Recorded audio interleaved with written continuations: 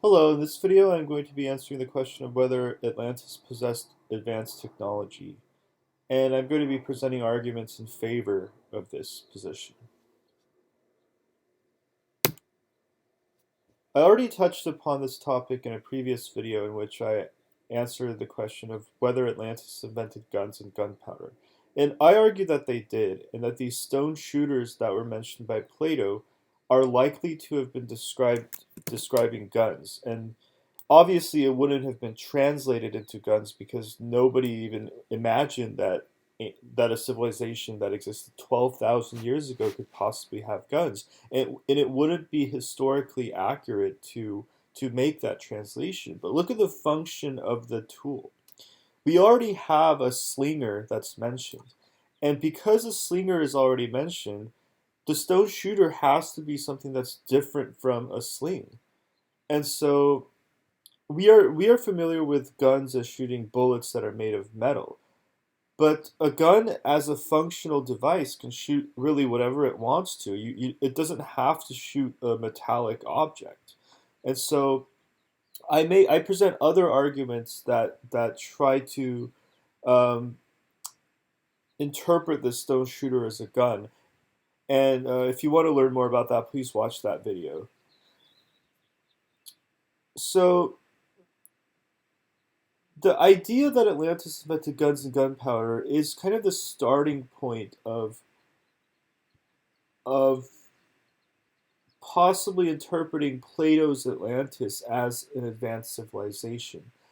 But guns aren't necessarily really advanced from our perspective, right? Guns are an ancient technology from our perspective. What I really want to get at now and is move beyond the text of Plato itself and try to answer the question of whether Atlantis had technology that is considered almost modern to our standards. For example, electricity, airplanes, and like the even more advanced technology than we have today. For example, invisibility cloaks, shape shifting, and biotechnology, and technologies that are considered advanced even from our perspective. And as for whether what Plato has to say about that, the dialogues of Plato are clear. Atlantis did not possess this kind of advanced technology to our standards that at least Plato never explicitly says that they had that kind of advanced technology. But I want to present the argument that we have we have more additional sources from which we can get an accurate sense of what kind of technology that Atlantis had. And there are two possibilities. Atlantis is mentioned only by Plato, and the entire body of Greek mythology really has nothing to do with Atlantis, and Atlantis is just this standalone myth. And the other alternative is that the Atlantis is actually the setting of all of Greek mythology, and it just happens to be not mentioned by name. But the Greek gods are actually the rulers of Atlantis, and it just so happens that the realm of the gods simply was not given a name, but the idea is that Atlantis is actually referring to the realm of the gods. And that Plato's dialogue was just the first time that a specific name had been given to that realm. And there have been many, many scholars and Atlantis researchers who have argued that position. And I haven't really gone into that. I haven't really gone into this idea to a great level of detail, but I will in future videos. And I just want to say that this is not this idea that's just coming out of the blue and that I have just used to um, so I can find support for my video. It's an idea that has been around for not only it's not a modern idea. It's an idea that's as old as time itself. It's as old as Greek mythology, and it's an idea that's referred to as Euhemerism, the idea that the Greek gods were actually kings, that they were actually human. And so, if we assume and entertain the idea that the Greek gods were actually the rulers of Atlantis, then we can actually use what the body of Greek mythology has to say about the Greek gods to learn about what technologies Atlantis may have had.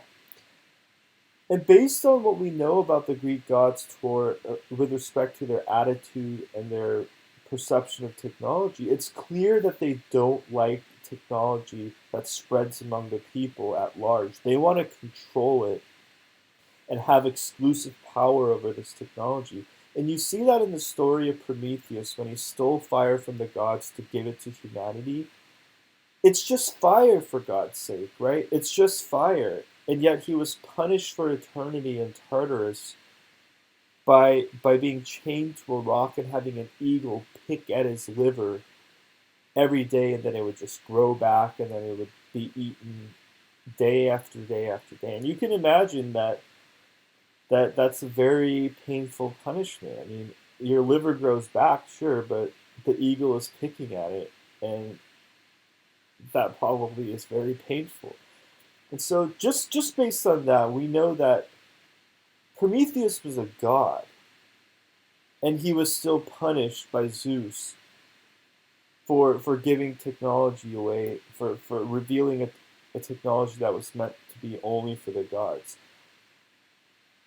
Now, as for humans who committed this sin, they were punished also, and you can argue which punishment is worse, but let's just kind of look at what happened to Sisyphus. We're all aware of the myth of Sisyphus and how, but we aren't really aware of who he was before he was punished. He was one of the wisest of all mortal men. He was just this brilliant and cunning and devious trickster who basically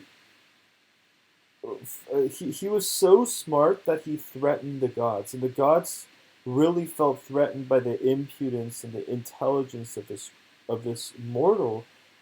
And so he was taken to Tartarus, the same place where Prometheus was punished, and he was made to roll a boulder up a hill over and over, and then it would just come rolling back down, and he would have to just do this day after day after day for eternity.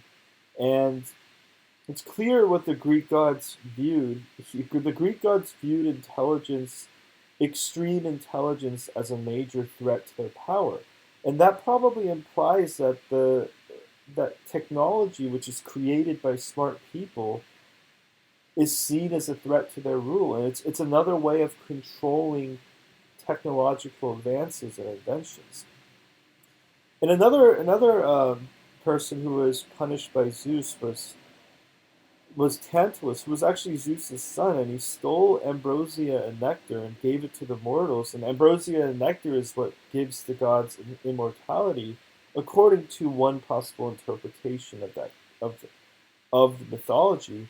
And he also revealed these other secrets of the gods to humanity. And it's clear that the gods really, really hate. It's clear that the technology was considered to be the intellectual property of the gods, so to speak, and that it was the source of their power and authority, and that the authority of the gods was not eternal and certain, but was contingent on this power that technology provided. That's what can be implied from the perspective that the gods had toward technology. And so today the government places limits on certain areas of research related to the military, nuclear, biotech, human enhancement. But with regard to most areas of science and technology, the government has a much more um, permissive attitude toward technological development. But the idea is that this kind of perspective and this kind of attitude toward technology is really a product of our culture. And in another society, perhaps that perspective was completely seen as a threat, and all technology was essentially controlled by this central authority. And perhaps that central authority was Atlantis, and it was the gods of Greece. And so the big picture point that we have to come back to is that Plato's account of Atlantis may not have been revealing the complete scope of the technology of Atlantis, and the source from which that account of Atlantis originated that person may not necessarily have been in the elite level of governance in Atlantis. He may have just been a visitor, or a low level official, or a spy that was not given access to that entire um, the scope of Atlantean technology. And so it's more likely than not that if the gods of Greece are one and the same as the kings of Atlantis, that any account of Atlantean technology is going to be vastly potentially understating its level of sophistication, and that there are it's very likely to have for there to be many technologies that are hidden from any typical observer that would be allowed to see Atlantis. And so, what are some of the possible technologies that the gods or that Atlantis might have possessed, assuming that they are one and the same? I'm not asserting that they are. This argument is based on this assumption and is contingent on it being true. But let's look at one of these technologies, electricity. Electricity is considered one of the hallmarks of a technologically advanced society, even by our standards. And the thunderbolt of Zeus perhaps symbolizes the Atlantean mastery of that technology and the ability to weaponize it, which is something that even we haven't done ourselves. If you really think about it, electricity is like this incredibly powerful weapon if controlled and if used. And the idea that the Atlanteans might have done so would be an example of them possessing advanced technology. Also, the flying machines and the golden cup of Hercules, a civilization that possesses airplanes, should be considered advanced technology by our standards because we didn't have these machines before 100 years ago in our civilization. So, the golden cup of Hercules, which is what he uses to fly across the skies during one of his 12 labors, isn't is possibly an example of an ancient technology of the gods or of Atlantis. And obviously, knowledge of immortality. The Greek gods were said to be immortal, and we can really attribute that to the inherent nature of the gods, or we could possibly argue that they developed technologies that allowed them to become immortal. And that's obviously an advanced technology that we don't have today. Also, a global surveillance system. Zeus was said to be all powerful and all knowing. Could that imply the existence of a global surveillance system that would allow the gods to know exactly what was going on everywhere, that would allow them to punish and reward all behaviors, and to just have complete knowledge of all events that were happening? That's one possible interpretation.